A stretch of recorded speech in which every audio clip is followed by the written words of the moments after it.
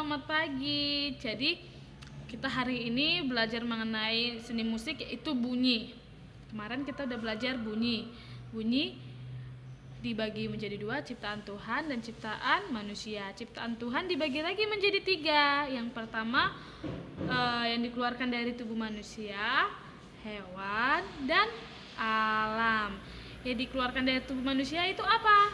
Contoh suara, ini kan ciptaan Tuhan. Tangan ini ciptaan Tuhan. Tepuk tangan, tepuk kaki, ya kan? Itu semua yang diciptakan oleh Tuhan. Nah, sekarang kita masuk ke bunyi-bunyian yang dikeluarkan dari hewan. Contohnya apa? Contohnya suara kodok sehabis hujan.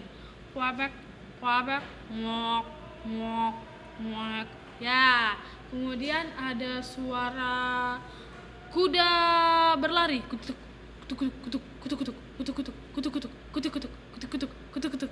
Nah, kemudian ada suara kerbau. Kemudian ada suara kucing.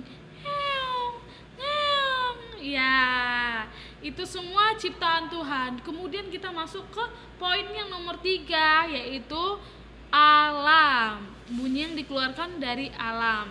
Contohnya apa, Miss? Contohnya suara angin. Jadi pohon ditiup angin. Kemudian ada suara petir. Duar. Ada suara kilat menyambar.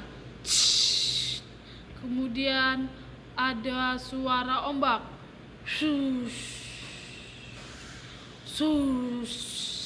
Nah, itu bunyian dari alam.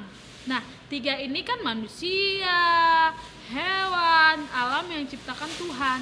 Jadi itu sumber bunyi yang diciptakan oleh Tuhan. Nah, sekarang kita masuk ke sumber bunyi yang diciptakan dari manusia. Kalau manusia yang menciptakan itu adalah semua benda mati. Apa yang termasuk dengan benda, Miss?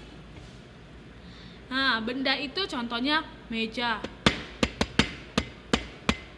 Ada bunyinya, contohnya lagi gelas dan sendok dipukul, ting ting ting ting ting ting. Kemudian suara gendang, tung tak tung tung tung tak tung tung tak tung tung tung tak. Nah, semuanya itu ciptaan manusia dan benda mati. Bisa mengeluarkan bunyi kalau dipukul sama manusia, ya kan? Atau dimainkan oleh manusia. Kalau nggak dimainkan, namanya benda mati, dia diam aja. Tunggu disentuh manusia baru dia mengeluarkan bunyi. Jadi ciri-ciri bunyi yang ciptaan Tuhan itu bisa bunyi sendiri secara alami. Yang kedua itu kalau ciptaan manusia itu harus dibunyikan oleh manusia itu sendiri atau oleh makhluk hidup. Nah, kalau nggak dibunyikan oleh makhluk hidup, dia nggak bunyi kecuali dia jatuh. Kecuali jatuh, contohnya gelas jatuh, tar, baru dia bunyi. Alarm bisa bunyi sendiri memang, tapi kalau ada baterai ciptaan siapa? Manusia. Jadi bunyi-bunyian dari benda mati itu bisa bunyi kalau dengan sentuhan manusia. Kalau nggak disentuh dengan manusia, dia nggak akan pernah bunyi. Nah, nanti habis ini anak-anak absen di bawah ya, di komentar Miss ya.